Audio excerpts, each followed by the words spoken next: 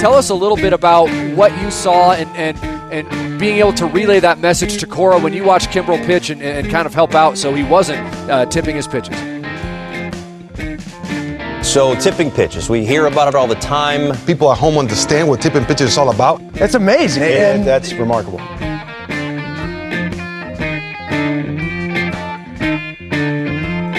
Alex, I had devised in my head this whole cold open in which we do an extended bit, like we always do, in which I talk about how this is the last podcast that you're ever going to do with us because actually your services have been purchased by the Los Angeles Dodgers for 4 years, $200 million. Blah, blah, blah, blah. I was going to do the whole thing.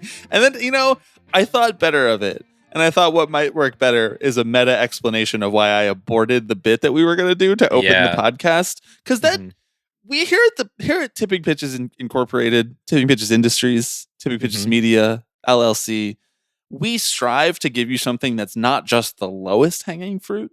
We want to go like one, maybe two branches up. Never to the top. It's dangerous up there. But we want to go one or two branches up. So it's my solemn vow to the listeners to not open like every baseball podcast that still is putting out episodes in the offseason, which is very few, a bunch of cowards.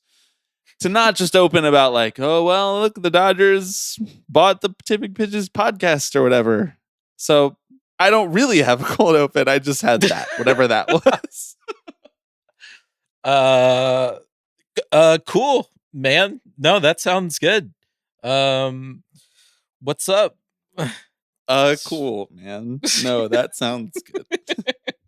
Don't talk to me like a coworker telling you what I did last weekend. Yeah, for sure, man. That sounds awesome. I'm gonna get back to my desk. Yeah, let's circle back on this later. Yeah, exactly. Can we actually double click into that? Just so you don't want to talk about the Dodgers. What you're saying? You're saying the Dodgers talk is off the table. Well, here's the thing. It's like we've been here on this corner. Yes. Talking about the Dodgers, talking about what they're spending, talking about revenue sharing. I saw a lot of people start to get mad about really esoteric collective bargaining agreement exemptions for Dodgers TV revenue sharing this past week. And I was like, hang on. This is our domain. You're not allowed to ship this takeout without me inspecting it first. I was really mad about that. I'm like, so if you're mad that the Dodgers aren't giving enough of their TV revenue, you should be happy that they're signing players while over the tax. Because that is a different mechanism for redistributing some of their wealth to other teams. Mm-hmm. So how about that? You've been parlayed, sir. In our mentions, mad about the TV exemption. I don't really have anything to say other than just it's a shocking amount of money for Kyle Tucker, who's like the 20th best player in baseball, the 6th best outfielder. Yes, in the league. 60 million AAV. Look, every day I wake up and I say, it is a good start. Most days, yeah. Every day days you eat 5 Eggo waffles and you receive a text from me that says, this famous architectural building in Europe is overrated. Sucks. And then I say, how has Mark Walter made my life harder in being a Dodgers defender? And frankly, usually he has.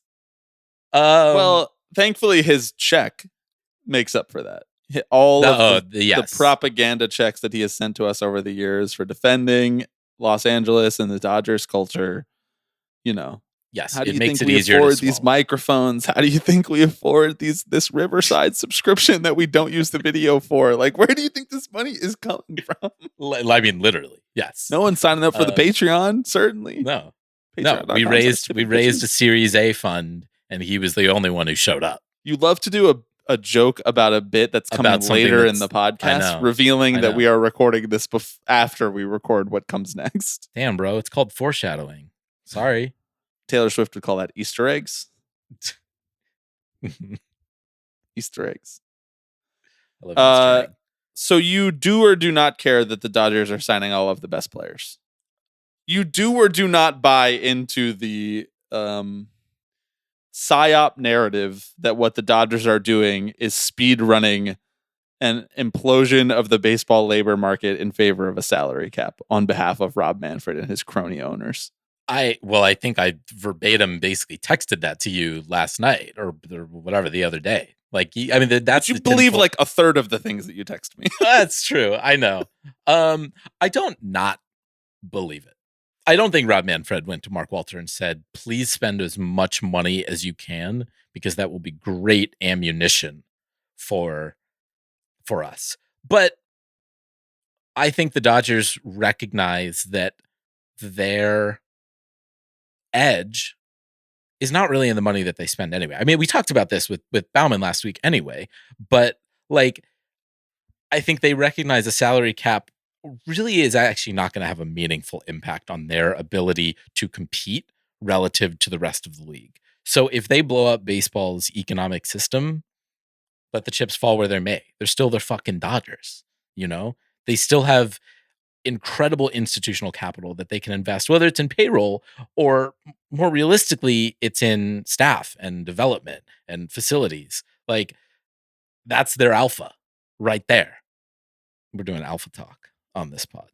I'm absolutely locked in, riveted on this spiel that you're on. That's their alpha. I don't even know what you mean by that. I'm in though. You know, that's like, it's like you know who looks for alpha is private equity, which we'll get to. But it's like outperforming the market, you know? You've been watching too many YouTube videos. I know. Been reading too much Bloomberg, really. Does your algorithm suggest like Bloomberg videos for you now because of all of the A-Rod you've consumed? No, it's mostly just A-Rod, actually. It knows Really? what I'm looking for. Yeah. I have no concept of my YouTube algorithm because I quite literally, maybe like 5 times in my life, have just opened youtube.com. Since I was like adult. 5 times in my adult life, I'll say. Wow. Calling me a child? No. I'm just saying that I'm fucking built different than you. I don't know how else to say it. I'm an adult consuming adult media. I watch films. I watched Forrest Gump last night. You know it's not a good movie? Forrest Gump. Yeah, that movie stinks. Yeah, it's bad. There's my hot take about art this week. You got it. You got it in just under the wire. I don't know.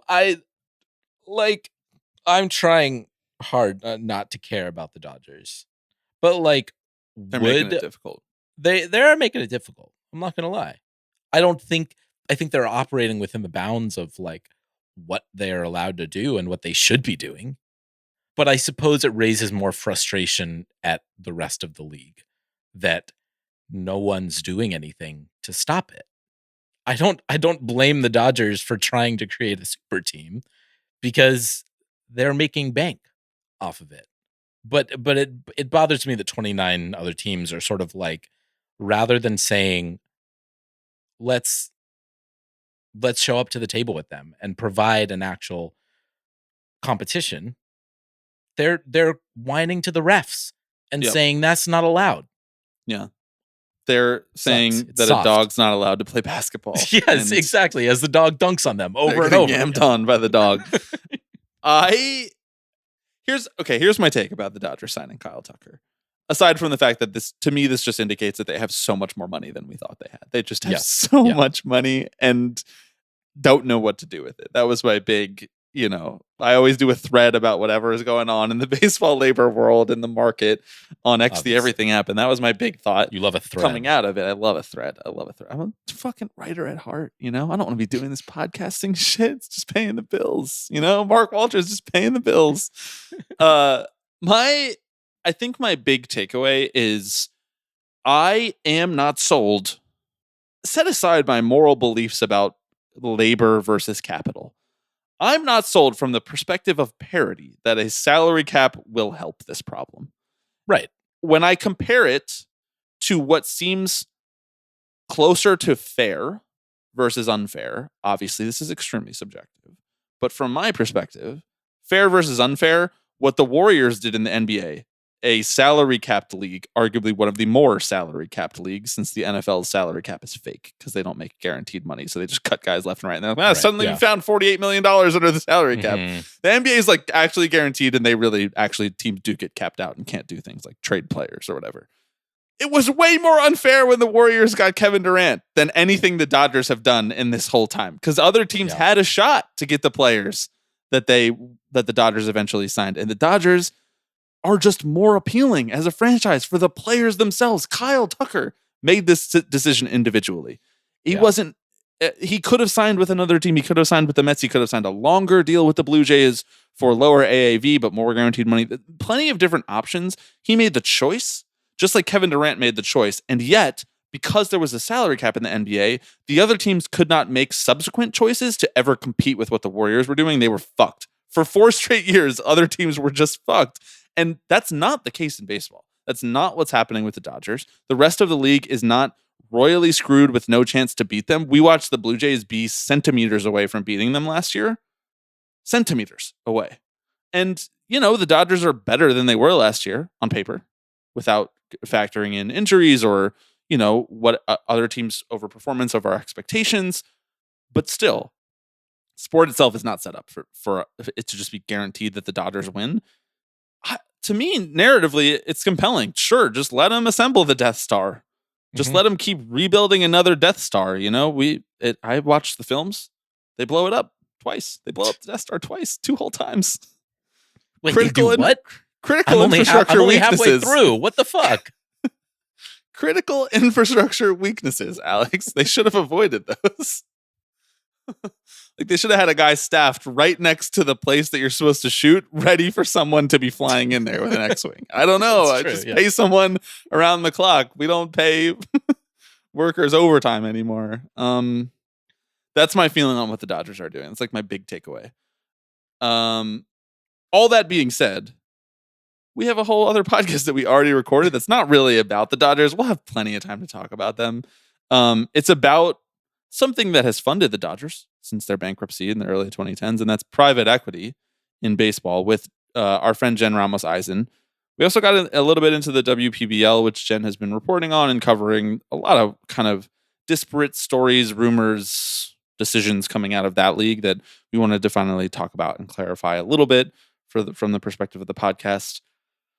If you came here for like a 90-minute Dodgers rant, I don't know. We have so many podcasts in the back catalog for you. Yeah, honestly. Before we get to that, I am Bobby Wagner. I am Alex Baisley.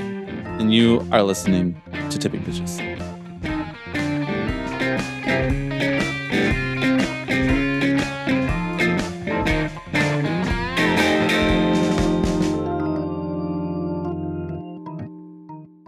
Okay, we are joined by good friend of the podcast, Jen Ramos Eisen. Jen, how does it feel to have ascended into the good friend of the podcast and not just friend of the podcast territory? Does that feel like an honor? It does feel like I'm a little bit more dignified as a good friend of the podcast. Right. Clearly, I know what Tipping Pitch is all about, so it shows that I'm on that level that I understand Alex Rodriguez. This is sort of like being knighted by the British government, but we don't acknowledge the British government. So this is our own version of that. Yeah, I don't know. I mean, I'm curious if the initiation process for you was too intense. I thought that the blindfold was a bit much, but Bobby argued for it. So, have you ever been hazed? Have either of you ever been like hazed, traditionally hazed before? No. I would say that we like did hazing light for our basketball team in high school. Right. This is in high school, yeah. I had to like carry extra bags and like do all of the tasks that no one else wanted to do. Oh, well, I mean, like I was a freshman at one point, right? Well, that's what I'm asking. I'm asking you if you got hazed, if you had ever had to do anything because you were new. Nope. Sure. Then yes. Yeah. Freshmen pick up the balls on the field. But like that doesn't really count as hazing. Should we bring back hazing? What do you guys think? I think we should bring back bullying. Yeah. That's for sure. I think bullying was right in concept. We were just directing it in the wrong way in terms of the power dynamic. Like we should be bullying up, we should be punching up. We should be bullying more people, but for good. I agree completely. Right. This is why you bully your elected officials. And if you're 12 years old, you should be bullying your teacher, not the classmate sitting next to you, right? Fight the power. There's more of us than there are of them. Depends on the teacher, honestly. Some of these teachers, like they could use a break. It's a real terrible teacher. This is a pro teacher. This is a pro teacher podcast. If you're 12 listening to this, please shut it off. Number one. Number two, right. Don't bully your teacher, bully your principal. Yes. Now, how about that? Ooh, there you go. You could say to your teacher, we're more alike than we are different. Wow. Also, in addition to bullying your principal, if you have SROs, bully your SRO. You know what we're calling this campaign, guys? Unionize the miners. That's a real throwback. It's a real throwback to when we printed those shirts and a bunch of people were like, stuff libertarians say, in the replies. Yeah. Okay. Not exactly how I envisioned this podcast segment starting, but that doesn't mean it's bad. That could mean it's great. Who knows? Mm-hmm. Jen is here to talk about two things, and neither of them were bullying your principal, but we get some bonus content for you right off the rip. Jen, you've been chronicling the how to describe this. The tentacles the private equity tentacles wrapping around minor league baseball over the last 5 years. There are some new developments on that front, and we've also been texting a lot about the WPBL and the kind of like insane series of news stories that have come out of that league in the last 6 months. So we want to talk about both of those things. I figured we'd probably start with private equity because it connects most closely to kind of what we usually talk about here on the podcast, which is evolving ownership structures, big money financial firms coming into baseball and changing how they operate from a macroeconomic business perspective. Obviously, you were on the podcast, I don't know, a while back to talk about Diamond Baseball Holdings, and we've been talking about that for years now at this point because they've really been making inroads and they're far ahead of all of the other folks who want to get involved at the minor league level. But there's a new kid on the block, Arctos Partners, which is the holding company for Prospector Baseball Group. These guys got to come up with some better names for this stuff. We got to give them some notes. First of all, Prospector Baseball Group, PBG. Can you, for the listeners of the podcast who are not quite as well initiated, can you give a little bit of background on what PBG is and whether or not we should think of them, I think, in tandem with Diamond Baseball Holdings, or is this something completely separate?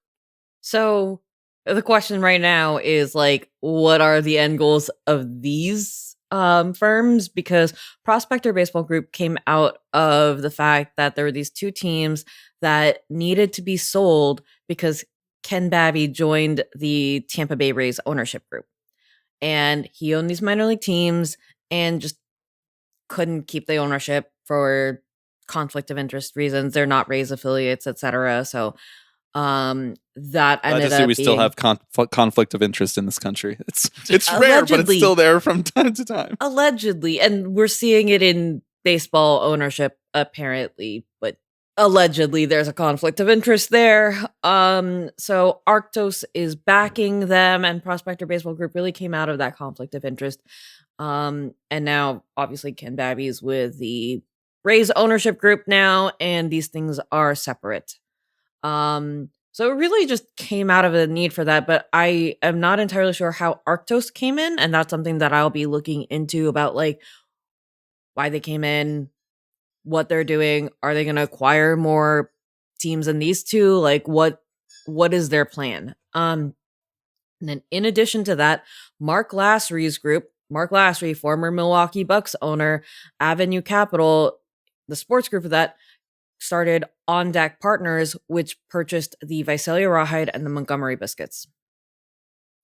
So my beloved California League, 6 of the 8 teams are now owned by private equity-backed firms. We're doing great here.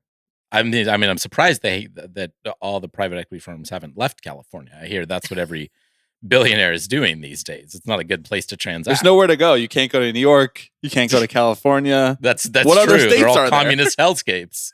Well, I mean, not until Gavin Newsom's podcast with Ben Shapiro happened, and now we're like, I don't know what kind of state we are. The only 2 presidents to come out of California are Richard Nixon and Ronald Reagan. So keeping that out there for the liberals. And Gavin Newsom is striding to be a worse president than the two of them combined. He's got some inspiration there. We are definitely at this really interesting moment, right? Because we talked about Arctos, which not only is buying minor league teams, but also I believe has minority stakes in multiple major league teams. Diamond Baseball Holdings, which is acting more as a wholesale, like full scale ownership, right? Scooping up, I think the number is at 48 now. Is that still? That is correct. They hit the Okay. limit for the number of AAA and AA teams that they could acquire when they purchased 3 Astros affiliates from the Astros. So, and then you mentioned Mark Lassery as well, and On Deck Partners.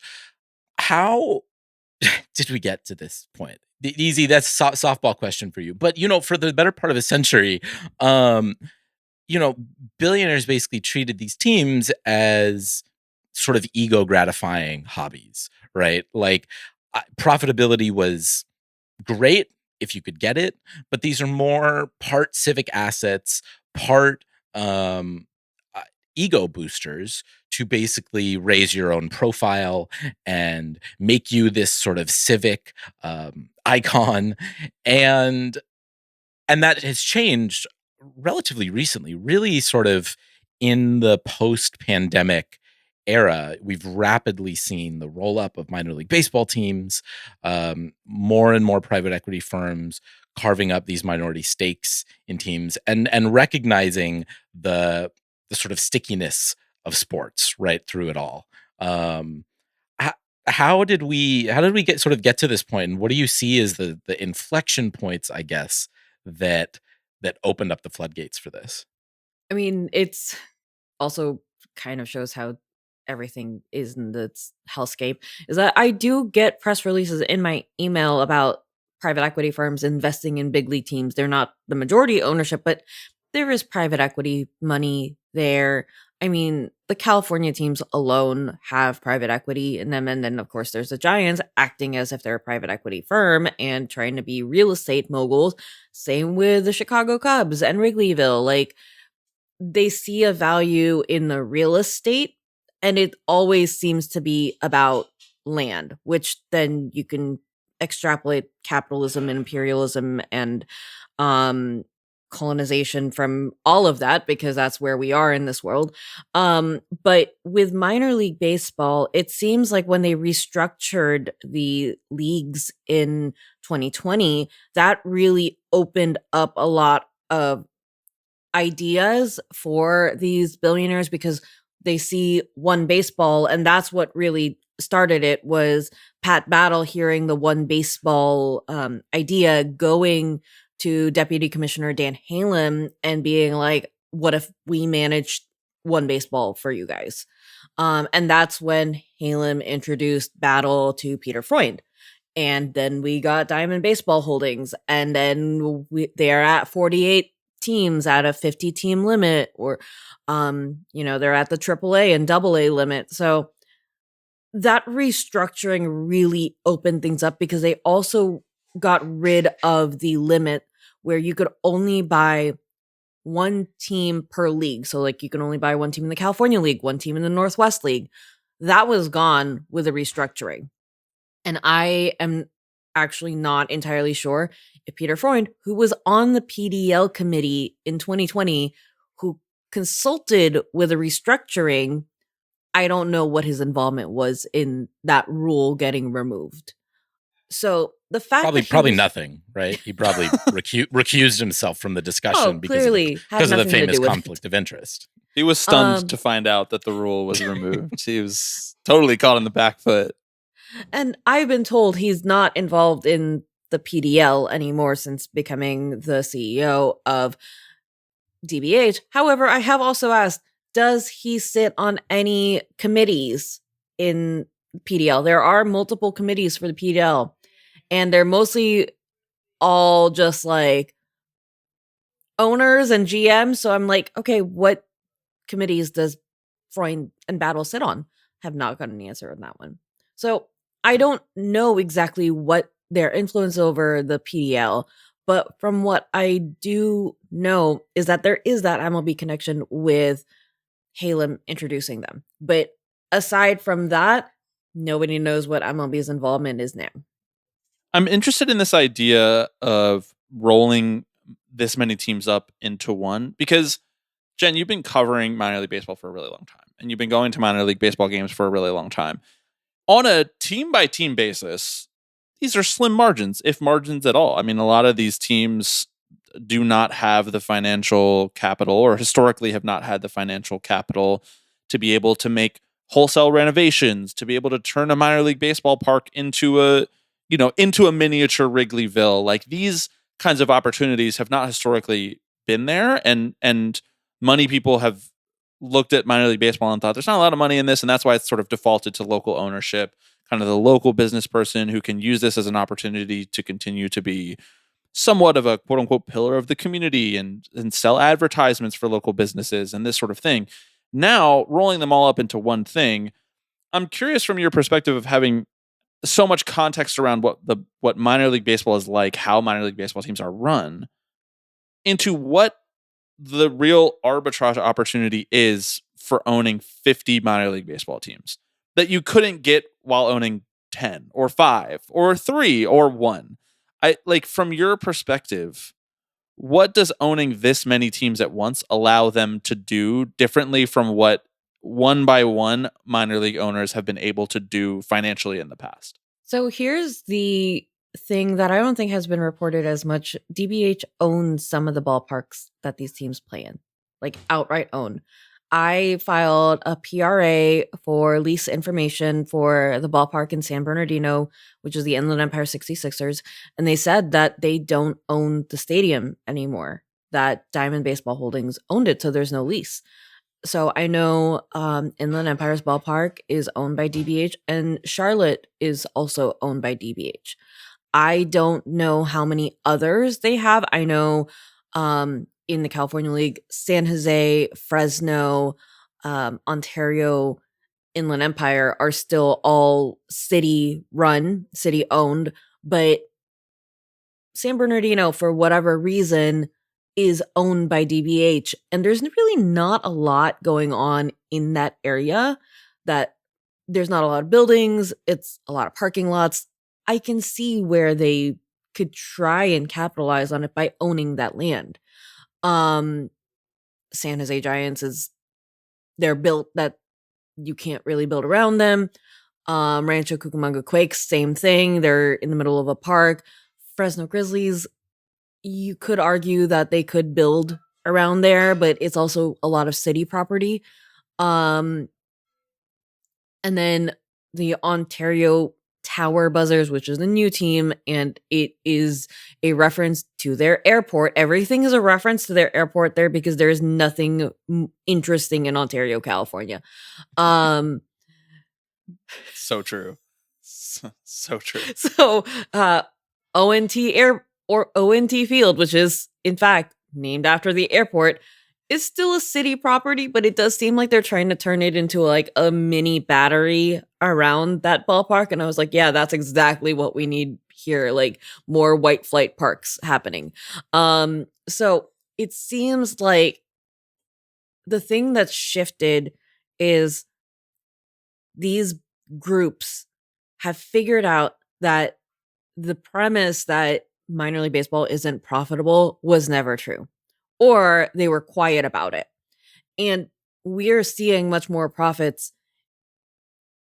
previously any year, because there was a slide at the 2024 winter meetings in a presentation that they had that said that 2025 was expected to be the first year minor league baseball is profitable. And they have revenue sharing for each team. Not a lot, but is 5 figures, which could go to at least like 2 or a couple, depending on like employment level of employees for each team. So they are getting some money. And if Diamond Baseball Holdings owns some of these ballparks, they have to put in the improvements because they can't rely on city money for it. So then that changes things completely, because like in Memphis, which is owned by, the team is owned by DBH, the ballpark is owned by the city. they're having a lot of issues with trying to get the renovations funded and everything, and that's still going through taxpayer dollars. That's not something they're going to have to worry with Charlotte if they ever have to upgrade anything. Also, interestingly, I mean, Charlotte has been one of the cities in conversation for expansion for MLB. So that's always just been interesting to me. But it does seem like minor league baseball has been much more profitable since the restructuring, and they're not really hiding it anymore. And I think that's also the key thing. And the argument had always been that, like, oh, we can't pay minor leaguers more because minor leagues aren't profitable. Well, if you open the books or acquire slides, it shows that there is a profit, and the profit is only going much more uphill. And with Diamond Baseball Hold, and I feel like this should be talked about more, Diamond Baseball Holdings being a contractual escalator, being a sponsorship broker, that they are making much more money for the league. I've been told that they probably were behind the Oatly deal, which is why you see the Malamo oat milkers for every single team. That is a league-wide sponsorship deal that likely DBH brokered. I have to confirm that one. But I did confirm that they were involved in the Circle K sponsorship. DBH is making much more money for the league. So at that point, the argument that, like, minor league baseball isn't profitable and that's why you can't pay ball players is so out the window at this point. I read this really sort of maybe intentionally, maybe unintentionally revealing quote from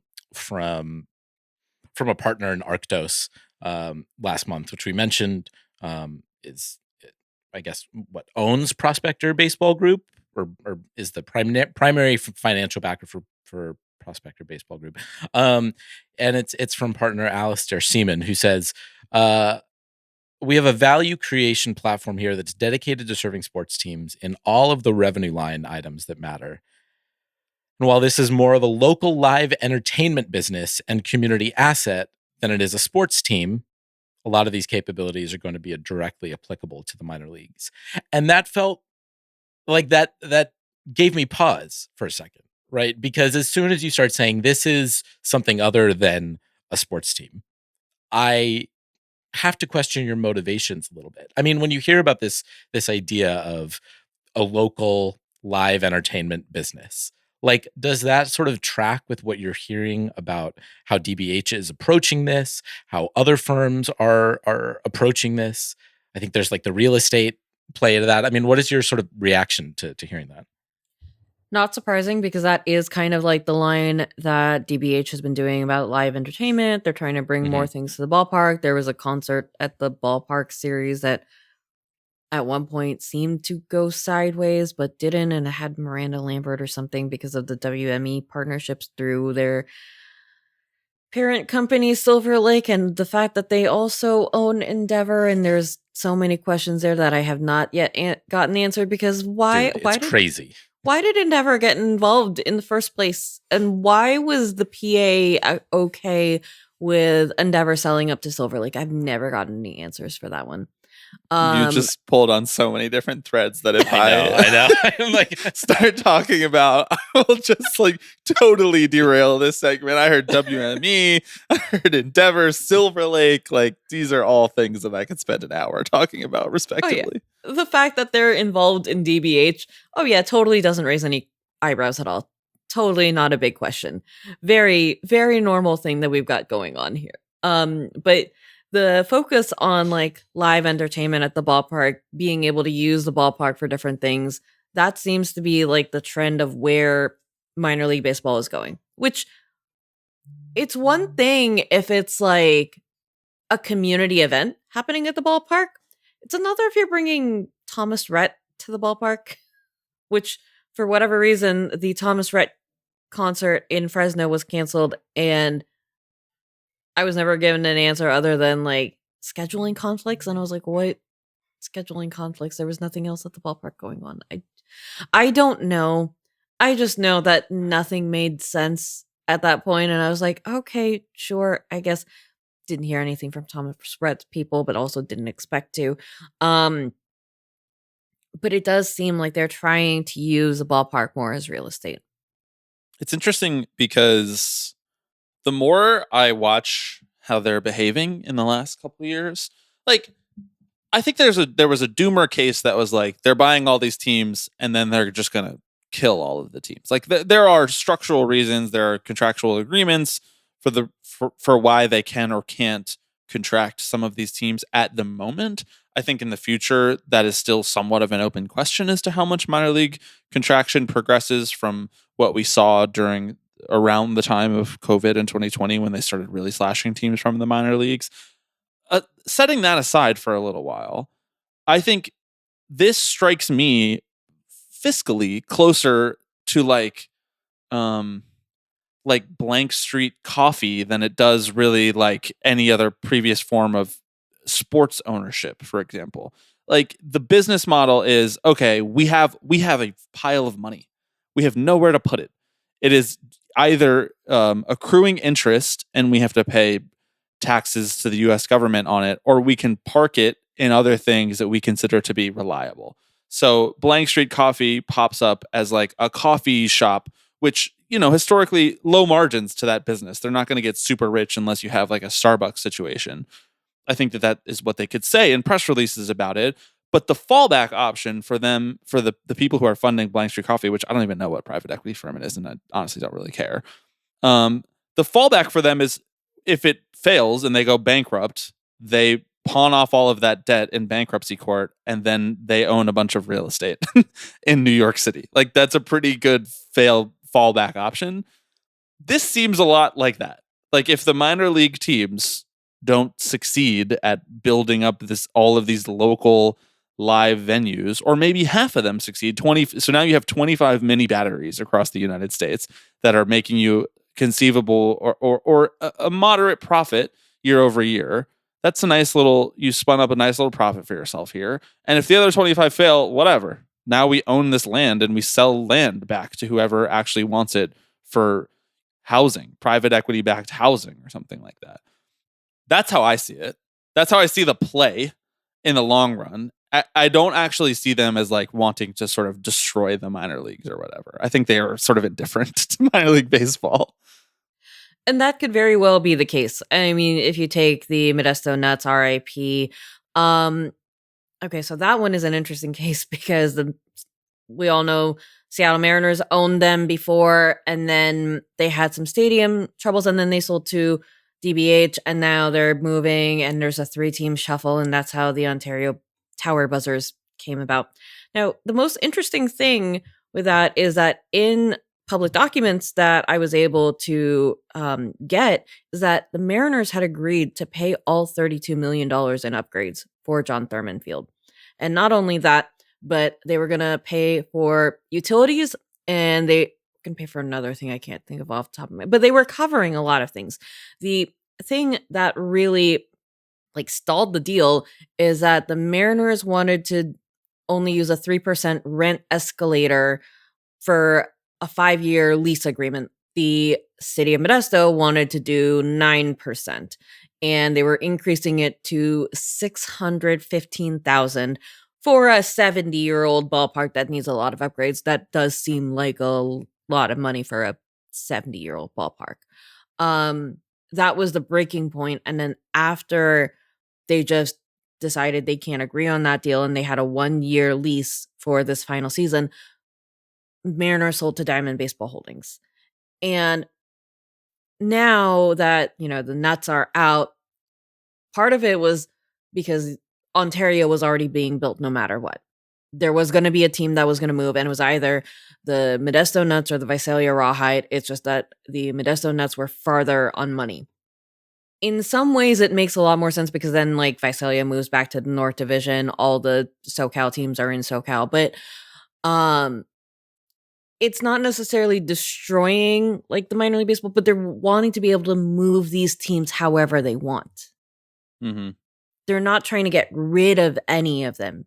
It's really just like, how can we have the control to like be able to move these teams? And that's also a little bit concerning because, like, the Modesto Nuts, like, they've had a team since the 40s and 50s. Like, now they're going to be stuck with this Pioneer League team, the Modesto Roadsters. It's a new ownership group coming in. That's fine. They've had different owners before, but it's not professional baseball. You're not going to get Raleigh fingers coming through Modesto anymore. It's just these guys are trying to be the rivals of the Oakland Ballers. So it's really just the relocation factor. I mean, taking away all the other parts of what could be wrong with everything going on there it's just the ability to relocate and be able to meet facility standards.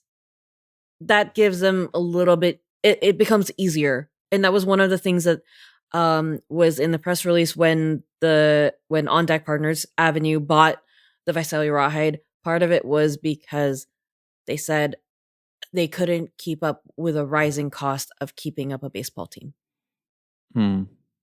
And that was a family that owned it. They bought it at the end of the 2019 season, and they were in court for it. And it was about like who was going to pay upgrades and pay for like X, Y, and Z. And it was also just like, it's a city-owned ballpark. So it really just came down to these mom and pop ownership groups cannot afford to keep these teams anymore. And that also says something a lot about our society, that like families that own minor league baseball teams, sure, they could be like the rich bougie family in town and everything, but like from my knowledge, like the Visalia Rawhide ownership group, like they really invested in being in the community in Visalia, and they sold it because they said that they could not keep up with everything anymore. I think there's a really sort of interesting inherent conflict in this whole thing. I mean, the whole thing is sort of one big conflict of interest. Take a shot for every time we've said it on this podcast. Dude, probably my favorite type of conflict is an inherent one. If I had to rank the types of conflict, of interest is high, inherent is high. Inherent what other types of conflict we got? What about resolution? It's not really a type of conflict, but it's an approach to conflict. So basically, types of conflict we'll never see in minor league baseball. Yes, okay, we got internal conflict, of course. We have external conflict, internal and external. Let's see. Task conflict, relationship conflict, process conflict, value conflict. These are just different things that you could argue. Podcast conflict. Okay, sorry. Inherent conflict. Back to inherent conflict. I mean, I really do find this whole ecosystem really fascinating because on the one hand, it seems to me that part of like I think 2019 that MLB opens itself up to private equity investment, right? And in a much more generous way than a lot of the other sports leagues. Their limits are far fewer. And the sense NBA has caught up. They caught up. That's true. They caught up, and in some ways usurped. If we're talking like totally, like sovereign outright wealth ownership. funds, you know. But the sense that I get is part of this happens because franchises become so valuable that the people who can invest in this are these like wealth management funds, right? There are not institutional capital. Yeah, exactly. Institutional capital. There's not a lot of people out there who want to buy a minority stake in a baseball team with no voting power, right? And no clear way to like cash out on it. So private equity provides a solution. On the other hand, private equity's thing is not to buy assets and hold them for the long term and be stewards of them, right? They act on an investment horizon that's typically 5 to 7 years, 3 to 5 maybe. And so it does beg this question. I mean, that 2019 is when we opened the floodgates. We're now 7 years later. I don't think the other shoe has dropped yet. And Jen, I'm not going to have you try and answer like, what is DBH's long game? Because I think we ask ourselves that question on almost every episode.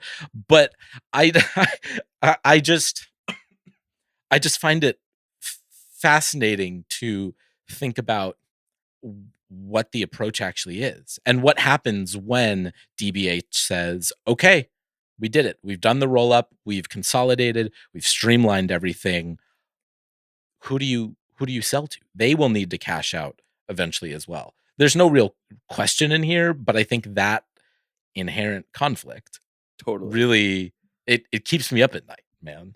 Well, okay, you're basically asking the same version of the question that I was just asking, which is like, Yeah.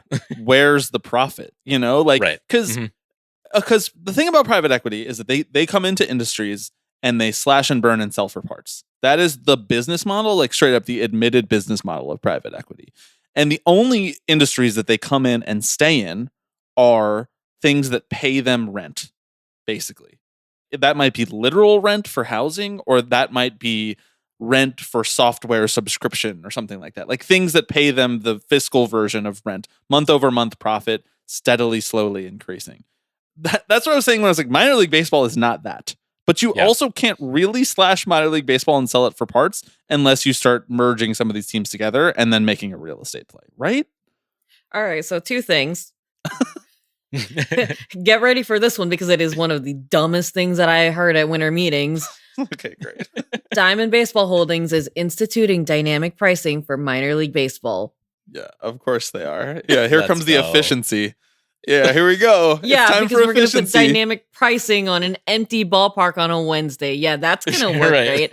right? But they're also saying that, like, the things that I've read that is, like, this is their big concern is, like, bobblehead nights at AAA ballparks. That it's not going to be affordable anymore. If a major leaguer goes to minor league rehab, you know, you can't go see them anymore. It's not affordable. It prices out so many people and minor league baseball has always prided itself on being the affordable alternative in, you know, smaller markets, the actual smaller markets, contrary to what everyone's trying to say that the Oakland was a small market. But like these folks are going to get priced out of being able to attend, you know, I mean, I know he's not playing baseball anymore or whatever. Joe Kelly playing in Rancho Cucamonga. You know, like those type of things, you're not going to be able to see them at for like $15 anymore. It's going to go up to 30, maybe 50. Who is this dynamic pricing for? Obviously not the community. So between that and the sponsorship deals, like I don't know how much DBH gets a cut of the sponsorship deals that they make for the entire league. And they're also increasing branding. Like apparently the reason you can see more minor league stuff at Target, Walmart, big box stores is because of DBH.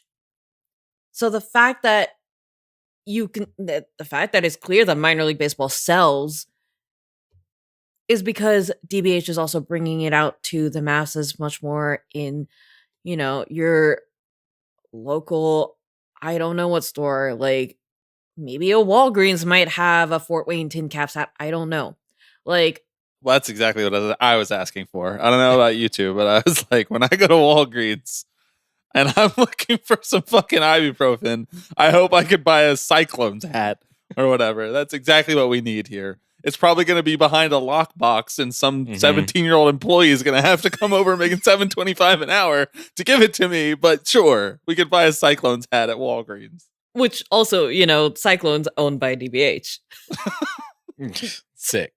I know. I'm actually really nervous about that one because there's some weird stuff going on at the Cyclones that I would say does not quite fit the private equity vibe.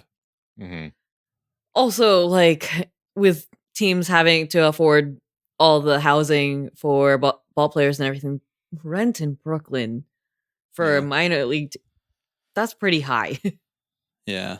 Although way out there, you know, you got some weird buildings going on way out there. They could probably buy up some shitty old building and put them up in it, you know.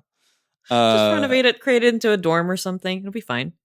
Diamond Baseball Holdings is going to buy Nathan's hot dogs. They're going to be like, this is the play here. We own Nathan's. It reminds me a lot, Jen, what you're talking about with like them branding the leagues and branding minor league, whatever, like that being the sort of financial upside value to why you own this many teams. It's like it's like when Alden Capital bought Sports Illustrated and they were like, we're gonna put Sports Illustrated on tote bags, you know? It's like, who's gonna fucking buy that? It is his insane cocaine boardroom energy to a lot of this stuff. If you really sort of start to pull the curtain back. And also, like, I can't ask DBH any questions because they hate me. Right. It's great Yeah. because I ran into Peter Freund in Orlando at winter meetings and tried to get like 5 minutes with him. And he's like, "Oh, do you know our communications director? Call her." And I was like, "Oh, great. I'm not going to get anything. Nothing. Can't Yeah. schedule this." And then I talked to like someone at SBJ who just had an interview with him. I was like, I knew that they hate me. Yeah. And like they wouldn't even answer my question about dynamic pricing. And I'm like, that's just a low ball. Like you really won't even give me anything there. So like DBH hates me. We're not Yeah. gonna get any answers there that are like real answers. That reminds me of how Alex has figured out where Rob Manfred lives, and occasionally he goes and knocks on his door, and Rob doesn't come out. He's like, "Rob, I just have 2 questions for you. Please. Let me just 2 in." questions." It's I mean, at least we can email Dick Montfort if you're not media and he'll answer. True. Alex he'll is like never dressed up respond as to an me. Amazon delivery driver. Like, "Rob, I have a package for you." He comes I always out. thought of Dick Montfort as the sort of Noam Chomsky of baseball, you know? I Anyway, I'm going to leave that, that there takes and we'll on go back to that the takes on a conversation. dark turn these days with the There's Noam so Chomsky much news going of the on last 2 there. months. there is so much going on that we do not literally have enough time to unpack all I of know. that. Do you think Dick Um, Montfort has ever read any of Noam Chomsky's writings? I think there's no chance. No. I don't know. That should be an email He to seems him. sort of like a worldly guy, that Mr. Montfort. We could ask. Could We ask. could. We should send him an email. We should once per episode. We should decide what we're going to ask Dick Montfort, and then we should send him an email at the end of every episode. And I then think the that'd be next a good episode thing is a for follow-up. 2026. Did he respond? This one, have you ever read Noam Chomsky? Hello, Mr. Montfort. We're a big fan of everything you've done for the labor committee on the ownership side. Just wondering, like, in a sort of understand the enemy kind of way, have you ever read what Noam Chomsky's written? Okay. All right. Jed, you mentioned housing, and I do want to touch on that a little bit because it relates to the recent collective bargaining agreement following the unionization of the minor leagues, which Wait, what? They I don't unionized know. the minor I don't know if leagues, they dude? did it. They did it. Are you kidding me? They said that They they fucking- never get it done. I know, but look at us. We did it. Look at us. Look at us. How does that sort of play into this whole dynamic? Because I think that and maybe it was from the same slideshow that you were referencing. DBH does note the minor league CBA as a quote uncertainty in this whole process. And obviously the goal of the collective bargaining agreement is to raise the standard of living and working while you are in the minor leagues. And on the one hand, I think that the aggregation, right, under one ownership structure is troubling for the sport. On the other hand, I do think it raises interesting questions for the union on like what it means to organize against ownership. And like, is it easier to do against 100 disparate owners? Or if you have one private equity group that owns all of the teams, does that almost make your life easier in organizing against them? So I guess you had mentioned wanting to talk about collective bargaining, and I just kind of wanted to open the floor to you to get our hands dirty with that. Yeah. Just to be clear, you never need a formal invitation to talk about collective bargaining on this podcast. Goodness. You could just launch into it at any moment, and we'll be cool with it. I figured that's the case. Like I'm actually reading a labor law book right now, so I'm gonna become a menace. So it was actually minor league baseball who had the slides, and they listed both the CBA and DBH as an uncertainty. Actually, the slides got cut off at DBH reason, but they did say the minor league CBA and also the umpire union, which their CBA expired at the end of last season. So I don't know where they are at their CBA right now, and I know ABS is a topic on it, but I haven't heard anything from the umpires union and their CBA is going. But with the minor league CBA, I mean, everyone knows that the major league CBA is up this year, but minor league is up next year December 1st, 2027. And more private equity coming in does raise some questions, not necessarily with housing, although that is definitely part of it, the costs for the parent teams. But some of the articles in Baseball America have been about shifting player development to college baseball and kind of using college ball the way that NFL uses college football and shifting development over there. And that has been the bigger concern, especially because the minor league CBA is the one that says for the life of the CBA, you cannot cut teams. So the fact that all of these teams are being owned by big groups, I believe, if my calculations are right and my understanding is right, nearly 60 teams, 57 specifically, are owned by private equity backed groups, which is concerning. That's almost half of my minor league baseball. But if you're not counting the Florida State League teams, which are owned by the parent affiliate because they play in the spring training facilities, that's 110 teams. That's way over half already. So we are getting to this point where there's so much private equity in minor league baseball, and we don't know what MLB is planning to do with the shift of using player development in college ball and passing that cost off to them. And it's not just player cost, but it's staff cost, it's housing cost. They don't have to pay the high rent in Brooklyn or Rancho Guma or wherever it is. But these costs will go down, obviously, if they shunt it off to, I don't know, Vanderbilt or something. These costs end up not going on the Kansas City Royals. That is going to be the question in the next 2 years, where we're seeing the ramp up of also just like the Major League CBA and how that's going. But in minors, it does seem like there could be some cost cutting measures and just shoving this all to Stanford. Like, that is going to be the big question coming up. And we're already seeing articles about it that it's moving in that direction. And it's been rumored in the minor leagues and conversations that I've had for a while. I can tell you, like, I've seen short season before that league got nuked. And that level of play was so much higher than what I see in low A. And that says so much. Like, I've talked to folks around the league and they're like, yeah, I've heard a lot of complaints about the quality of play being down because there used to be like 6 or 7 levels. Now we're at 5. And one of them's a complex league. You're not getting the same quality of baseball that you used to have because there were more levels in between. They're saying you're not going to see another Mike Trout come up through the leagues. How is that going to be if everything's gone off to college ball? We don't know. We don't know what the future of the quality of Major League Baseball will be as a product on the field because of potentially more levels being contracted, more teams being contracted. They're going to cut rounds in the draft. We don't know what this looks like for the future of baseball, especially if private equity holds so much of these teams.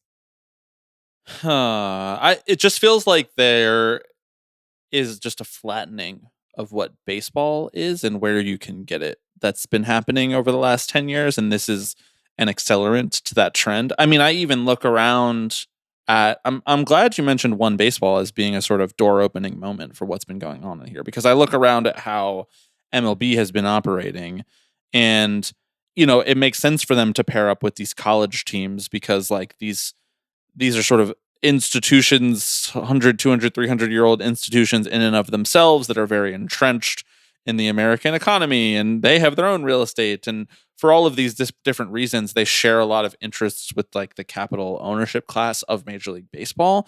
And so those things feel like they are not a threat to MLB's bottom line. I feel like the wild west of minor league baseball just felt like something that was always out of centralized MLB's office's grasp. And as I look at how they're operating the league, consolidation seems to be the name of the game these days, pulling everything together, getting back all the TV rights, you know, really trying to operate like in unison rather than operating like 30 different businesses or 100 different businesses or back when we actually had a full minor league suite, like 250 different businesses. Like, it just doesn't seem like they're interested in doing that. And institutional capital, private equity is going to be the thing that is going to allow them to operate in one, like more like a fist rather than like an open hand, so to speak. Yeah, I mean, look, in one side of it, sure, it's great that more kids will go off to college this way and get an education, more opportunities, maybe, especially with more dollars coming into the freaking NCAA. Maybe they'll get NIL deals if they're really good. My question ends up becoming, what about the international players? I mean, obviously, we're seeing Japanese players come in through college ball, but my question also always ends up being, what about the Latin American players? Where are they going to go? I mean, they're still probably going to hold the complexes in the Dominican, but then, like, are there going to be levels for them to actually excel, or will there be baseball programs created so at colleges that these guys can go to? But also, considering the fuck-ass administration that we're in, are we really going to be able to get Venezuelan players playing D1 ball? Like, what are we doing here? So then it just opens up this can of worm of problems of, like, what are you doing that is going to end up also destroying the way that the player pool is? You're reducing opportunities for these guys because, I mean, Manfred plays golf with Trump, so, like, we all know what's going on there. But then, like, what about the Venezuelan players? I mean, I've been tracking how teams are responding to everything in Venezuela, and it's just been, oh yeah, we're checking in on them. Okay, that's it. You're checking in on them, but what else is going on? All good things. Everything is great. This is fine. You can't see the flames around the dog behind me right now. This is fine. Do we want to talk about the Women's Pro Baseball League a little bit? Weirdly connected in some regard. I mean, yes, totally connected, because like they, to me, like they are almost like in a vacuum test case for what it would be like if a league could just do whatever they wanted in a centralized decision-making capacity. And it's like if you were on the capital side inventing a league from first principles, check your box for first principles this week, everybody. Nicely done. Glad we got to it. Then this is how you would do it, right, Jen? No. No? All right, let's get into WPBL, which in a channel of 30 slackos on the Tipping Pitches Slack, I have been updating everyone with what's going on, and everyone's just much more confused. So I'm going to be a shill for you guys right now. If you're not a Tipping Pitches Patreon member and not a part of Slack, you probably should go do it and see what I'm reporting on with the WPBL, because usually I just put everything in there first and then report it. Hell yeah. That's so right. Everyone gets the exclusive. This is not a paid promo message. We did not send any money to Jen. This is just all of their own accord. But it's great because we've got like a communications director who doesn't usually have the answer whenever I ask about something, like the draft order being announced. They didn't have that right off the hand. And then it turns out that the draft was pre-recorded and pre-held, and I was like, what? So they didn't have anything with the draft live. And also you got the Manfred jump scare at the beginning of it, which he's like, oh yeah, we're gonna go towards, it's equality, it's inclusion. And I was like, okay, you, the guy who said at the All-Star game that like you're cutting DEI programs because of fear of retaliation from admin. All right, cool, Manfred. There was a blog written in Fangraphs by Kiri Olaire. I hope I'm pronouncing their name correctly, but I'll just read from this for a second because of the Manfred thing that you mentioned, Jen. Kiri wrote, but rather than riding the momentum straight into the draft, they cut to MLB Commissioner Rob Manfred, who monotoned behind dead eyes for almost a full minute about how baseball is for everyone. A fact exemplified by MLB both on the field and in its front office. Come on, Doc. I took a screenshot of that because it looked like a hostage video. Every time he talks, it's like he's in a hostage video, but he's also the kidnapper. I don't understand his whole vibe. It's great. It's like he is the hot dog guy. He is. We're all just trying to find this guy. You're the hostage kidnapper, man. You're not the hostage. You did this. Real labor or real management side labor lawyer vibes just are all as he's just drenched in that constantly. Mm-hmm. So he just put a hot dog suit on him whenever he talks. We all know what's going on here. But the draft was pre-recorded, and they told me that players had no clue what their draft order was, and they had players record 4 different videos depending on which team that they got assigned to. I mean, it was really just assigning them.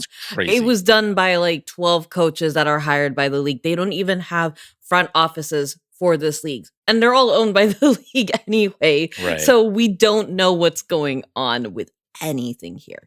It's great. Everything's great. This is totally going to be great for women's baseball, clearly. So there was that. Yeah, let's have Kelsey Whitmore record 4 different videos and then just splice it in depending on what team she got drafted by. Of course, she was going to go 1-1. We all knew that she was going to go to San Francisco. But everything else was just so generic video. The top prospects got, their specified video because they had the 4 versions. And I was just like, why didn't you just do it live then? It'd probably be easier to do it live than whatever else. So it was that. And also just the fact that all this information just keeps changing. First, the league was going to start at the end of May, early June. Now it's starting August. It's being played in Rockford, Illinois. Not Rockford. It is Springfield. Why is it in Springfield? And it's right after the Women's World Baseball Classic group stage in Rockford. And they told me that it was the only time that they could secure a venue for the duration of the league, which is 8 weeks, by the way. And this is the great part. This league is including the postseason, too, right? It's a 6-week regular season. 6-week regular season, 2-week postseason, 2 games a week per team. And the players make $6,000 for the season. Yep. And they have a cap. They call it a salary budget. And I was like, no, that's a cap. If you can't spend more than $95,000 per team, that's a cap. Yes. So wait, I want to back up really quickly for anyone listening. I imagine a lot of people listening have read a lot about this, have heard a lot about this. Were varying levels of excited for this when the idea was first floated over a year ago, and then as the details have come out, I think it's become a little bit more complicated, a little bit more fraught as we've learned a little bit more about who's running this and why and how. It originally started, it was going to be 6 teams, and they were all going to be concentrated to the Northeast area to lower travel costs. This is the Women's Professional Baseball League. Supposedly, they are trying to bring back a form of professional baseball for women that has not been seen since the famously canonized A League of Their Own type Women's Professional Baseball League. And then it was kind of randomly announced that there were going to be 4 teams, 1 in San Francisco, 1 in LA, 1 in New York, and the 4th is in where's the 4th LA, team? San Francisco, New York, Boston. Boston. I almost said Philadelphia. I guess that's just because Homer shit right there. Yeah, real Homer vibe. Sorry. But they're going to be playing at least for the first year or maybe the first 2 years in a centralized location in Illinois so that they don't have to travel back and forth across the country. Correct. I don't even get then how that means that you will play for a team in San Francisco and LA. Like you just put the city name on your shirt like you're a tourist. Yeah, I'm pretty not much. exactly sure what that means, especially when there's not distinct ownership groups. Like there's no San Francisco ownership group that is based in San Francisco with an office in San Francisco. It's kind of like it's like a dynasty baseball, like fantasy baseball league, except these are actually real people playing real games and we're taking a swing at it. And so these are the details that have come out in the last few years. I want to acknowledge that it's very hard to start a league from scratch, that there are a lot of questions that have to be answered that you don't even think about. It just seems like maybe if you were going to start a league from scratch, you would have answers to those questions. And it doesn't seem like what's going on with the WPBL. The people didn't think about any of this stuff proactively. They were like, well, shit, now we have to figure out what to pay them. Now we have to figure out who's going to own them. Does anyone want to buy into these teams? And they have the opportunity to iron out some of these details on the fly. I just don't know enough about, what is this gentleman's name? Keith Stein? Oh, Keith the Stein? Toronto Maple Leafs baseball team owner, not the hockey team, the baseball team in Toronto. Correct. Yeah, I don't know how he got involved. I mean, we all know Justin Siegel's been doing Baseball for All, and I guess they got partnered, and Ayami Sato was involved in helping this because she did play for the Toronto Maple Leafs at one point, which great. I don't know what the level is that Sato brought into helping make this. Obviously, she's playing for LA. But the advisory board is also so questionable as it is, that you're just like, these are not the people that I would have picked to help try and start a league, because my alarm bells went off when I saw Digit Murphy's name on the advisory board. And I know she's not necessarily someone who's a well-known figure in baseball, because she's a women's hockey person and one of the worst people to come across women's hockey. She has been known as a transphobe in hockey. She has been known as an abusive boss in the NWSL PHF. There are articles about how she is horrible, and she's on the advisory board. And I tried to ask, like, what is the criteria of who gets picked on the advisory board? And this was over a year ago now. Like, I wanted to know what they saw in Digit Murphy, despite all of these articles about how a horrible transphobic boss she was in women's hockey.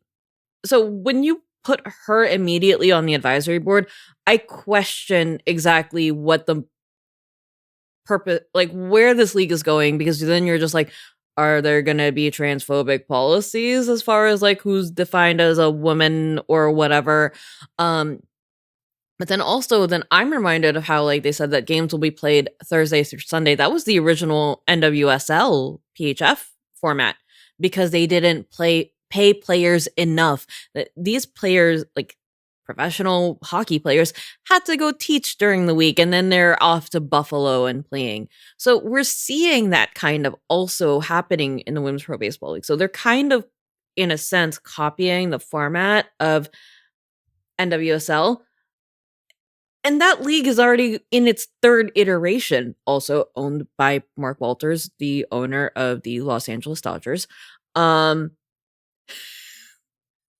Everything's great and always connected. Yeah, PWHL is owned by Guggenheim. Everything's good. So there's like 5 companies left, and they're all like renaming themselves in trench coats, like they're all hiding that they're the same company. Yes. I have Google alerts listed for all of these companies, and every time I get something, I'm like, oh shit, not again. I am literally the oh shit, here we go meme. Like that's what's going on every time I see something. But I mean, Mark Walters owns PWHL, and under that, the Dodgers format, all the players are actually getting paid. Yeah. One good thing with Mark Walters owning an entire league is that players are getting paid. Like, and they don't have to keep the second jobs. Games are like happening all throughout the week now. So it's not just a weekend thing for these players anymore. It's an actual profession. For women's baseball, we are not there yet. And they have Muse Capital involved, and they're on the board, and I'm like, okay, great. We've got private equity involved in this too. It's fantastic. Nothing escapes private equity. But they're paying players $300 to $500 a game. How is that sustainable? You're saying housing is afforded to them, but if we're doing the NWHL format, I've been saying it wrong. There's too many leagues that have the same acronyms.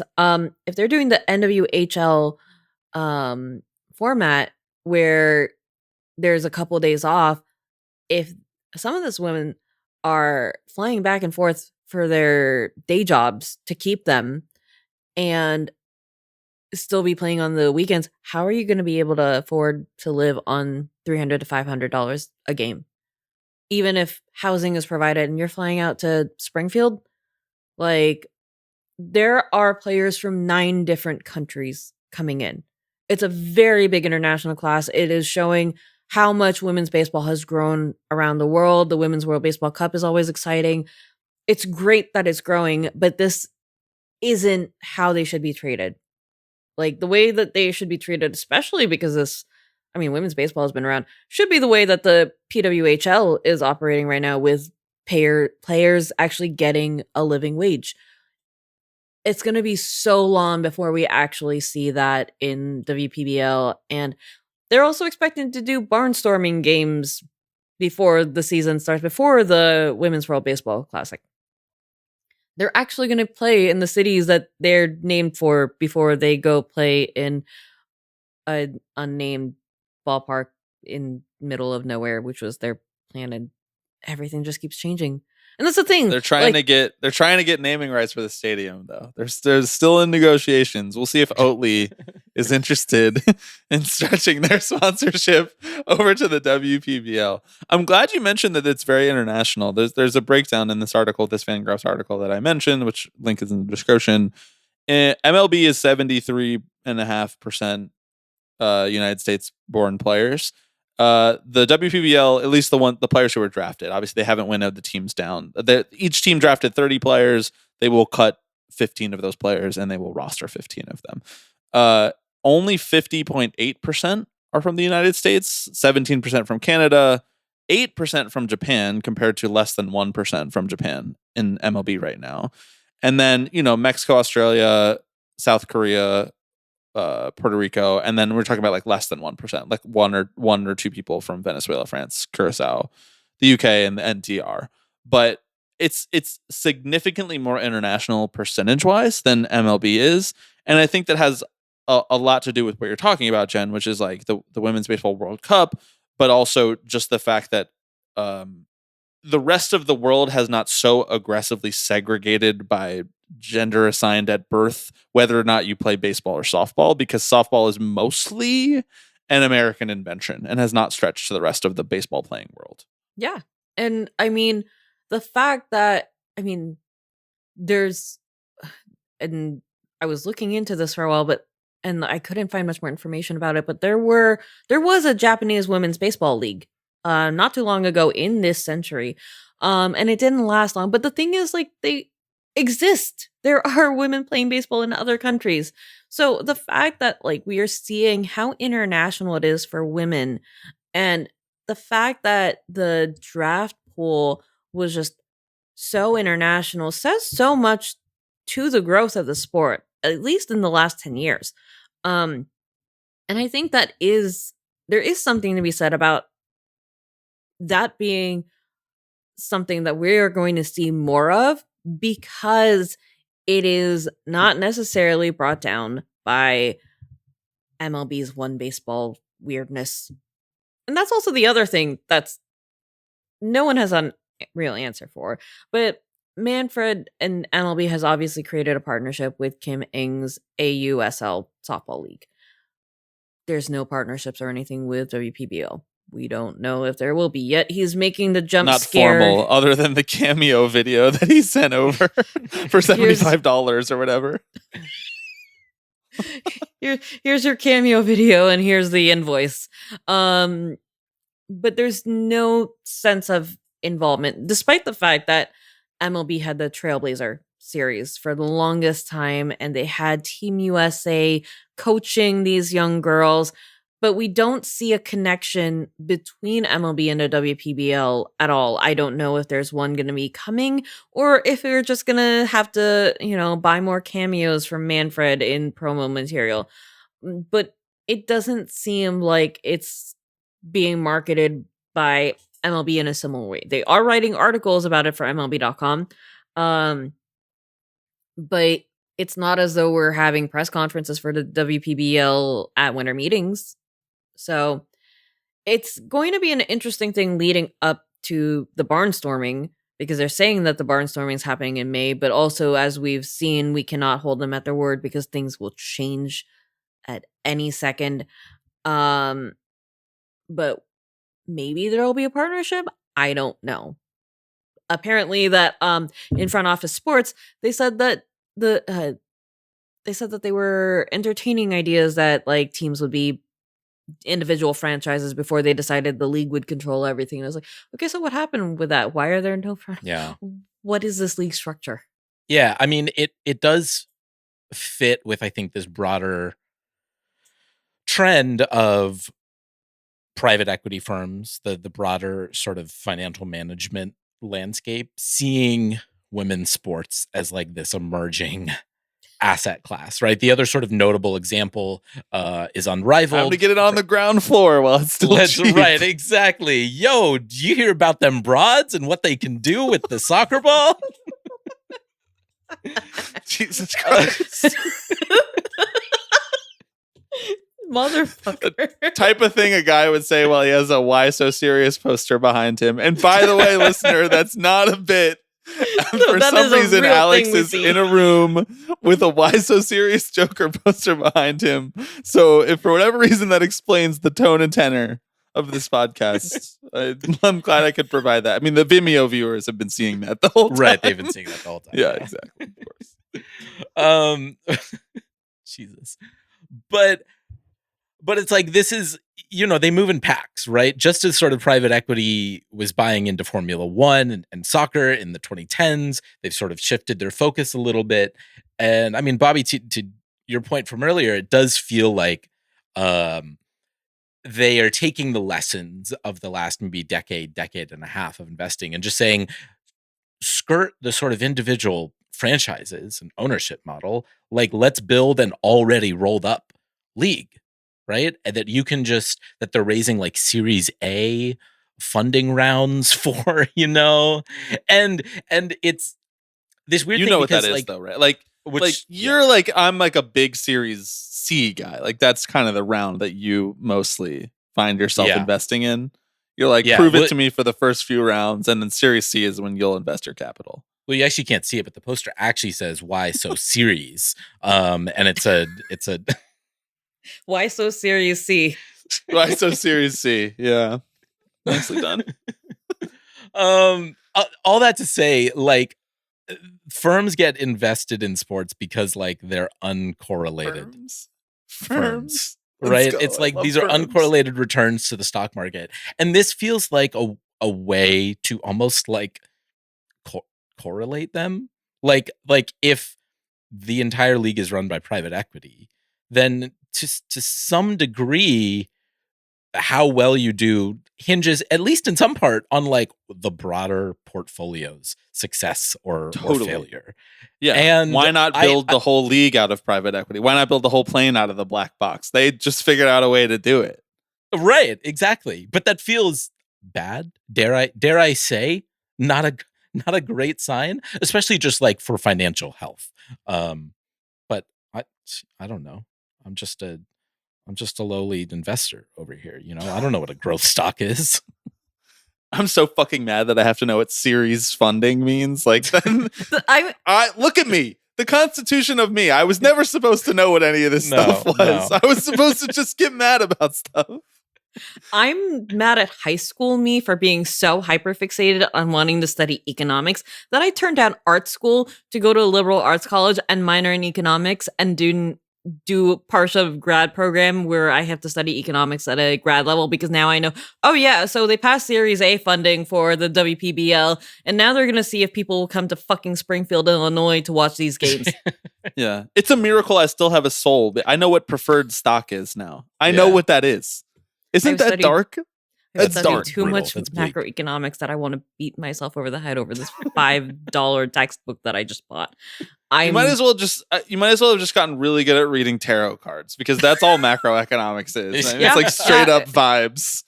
It's honestly less real than tarot cards in my mind. Economics is not real. It's all made up. So is capitalism. This is the world we're operating on. We are operating on a monopoly board. And yet, without it, we can't have a women's baseball league. This is the truth. That's true. And someone's got to pay for it, right? What did Margaret Thatcher say? Socialism doesn't work because eventually you run out of someone else's money to fund your women's baseball league. Margaret Thatcher, the first girl boss in history. Let's go. While you guys have been, while Alex was talking about Series C funding over here, I was scrolling the baseball section of Cameo, which is something that happens on this pod every few months. That is true. Yeah. And Nightingale's I'm honestly, yeah, no, I'm a little bit disappointed in how little it's changed since the last time we checked it. You can still get some John Rocker action. Bryce Harper is on here now. That's really undignified, frankly. That's yeah. That's very Nevada Mormon. $899 for a Bryce Harper cameo. That's very Vegas Mormon. Yep.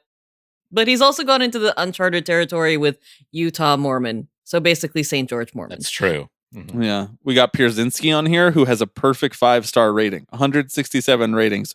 Perfect 5 stars. Will it come off as a foul territory segment? Oh yeah, how much do I have to pay to get invited on foul territory? There's a lot of Savannah Bananas on here. Spencer Schwellenbach is on here. Imagine you log on to Cameo and you're like, the cameo I want to buy is Spencer Schwellenbach. Gabe Kapler is on here. There's a lot of interesting stuff going on. Sorry to derail. I had to just update the listeners. It's important. Well, you were part of Cameo's Series C funding, right, Jen? It's how they're able to afford the Manfred cameo. Right. Okay. Is there a next important date that we should know about in the WPBL? I mean, obviously they don't start playing until August. So at the very latest, that's the next important date. But presumably there is a deadline for when they need to finalize their rosters. You know, we're maybe gonna start to see some jerseys at some point. Yeah. What's coming up next? They said that they'll announce the coaching staff sometime after the new year. That's a very vague statement. Sometime after the new year. It's very vague, so we don't know. They don't have coaches yet. They did a whole draft. They don't have coaches. They had 12 coaches that also did like the tryouts and everything. Yeah. Pick who's going to what team. Also, like, how do you have 5 rounds per pick? Like, that was how they did the draft. So, like, you have,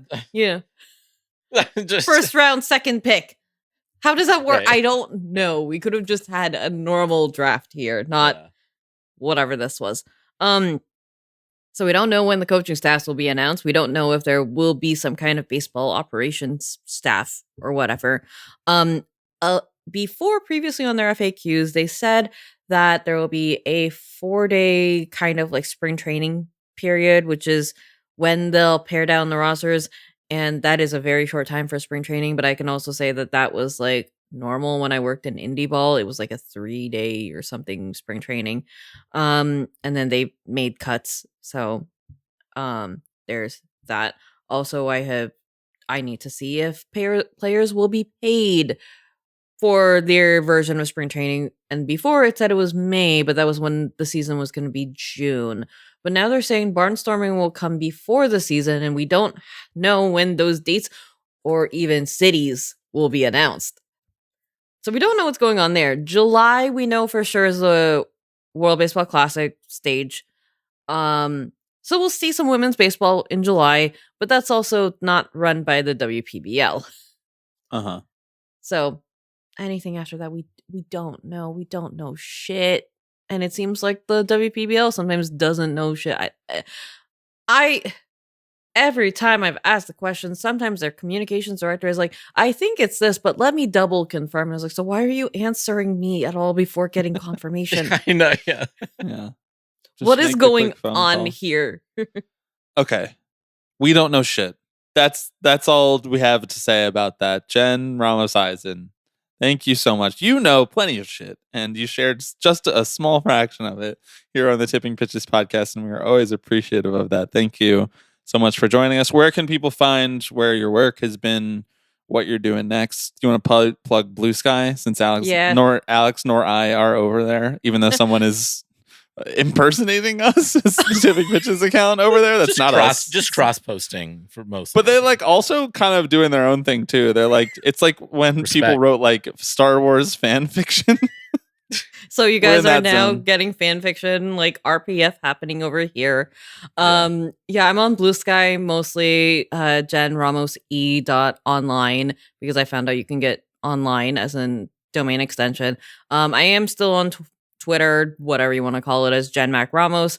I'm still there just keeping tabs on everyone else who's there, but like all the shit posters mostly have gone over to Blue Sky. So I went with the shit posters. And most of my writing I'm just grifting over there on Next the Everything app, going viral with everything I post, posting 4 photos of people out of order, but if you click them, it puts them vertically, that's me. It's all the A-Rod content. That's where you're making the big bucks.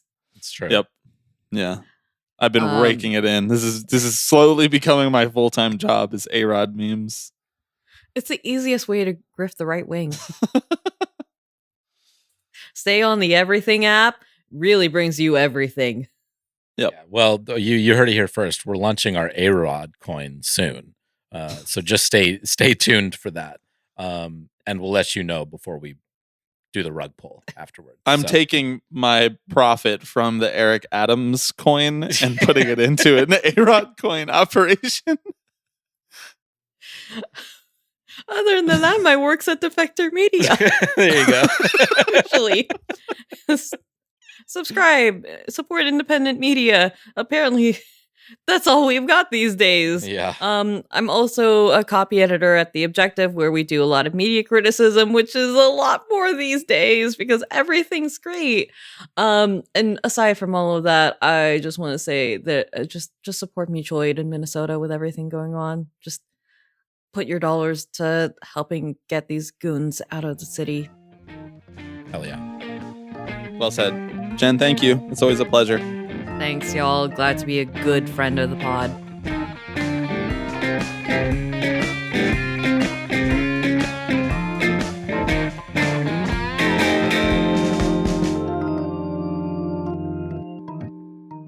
Thanks to Jen. Thanks to Mark Walter. Another check cleared. Bang. Just hit the direct deposit. Appreciate all his support over the years for what our perspective here on this podcast. If you think that Mark Walter is underpaying us for our propaganda, you can head on over to patreon.com/tippingpitches and you can make your own contribution for us to defend the Los Angeles Dodgers from the woke mob. 2 tiers, $5, $10. At $10, you get a bonus episode every other week. That's the agreement. That's the agreement. I mean, the solution is go find the private equity money, I think. To compete with the Dodgers, open up your Series A. See, I can make this joke now, right? You got to get to like Series E before you start. Yeah, I know. Honestly, there's not a minority owner. I don't think it's going to move the needle on that one. Which series? Well, which OpenAI series were you a part of, or did you just appear in all of them? The friends and family one that they do usually before they open up the kind of formal series rounds. I was because Sam and I text. Usually. You know there's a name for that, right? That's what is called it? Seed funding. That's called the series right, seed yes. before Series A. No, that this was pre-seed even. When he was just so like, it was like Sam was like buying a coffee. He was like, I need money. I'll give you 1%. Yes, and I was like, I just kept Venmoing him. He just kept requesting me, and I kept fulfilling it. And I was like, all right, it's whatever. Is this a good bit? Are we in the middle of a good bit? Or I don't think we're in the middle of a good bit. I think it's time to end the podcast. Probably. So. Thanks for listening. We'll be back on the Patreon later this week with a fun surprise featuring a friend of ours from Toronto. We'll see you then. Hello, everybody. I'm Alex Rodriguez. Tipping Pitches. Tipping Pitches. This is the one that I love the most. Tipping Pitches. So we'll see you next week. See ya!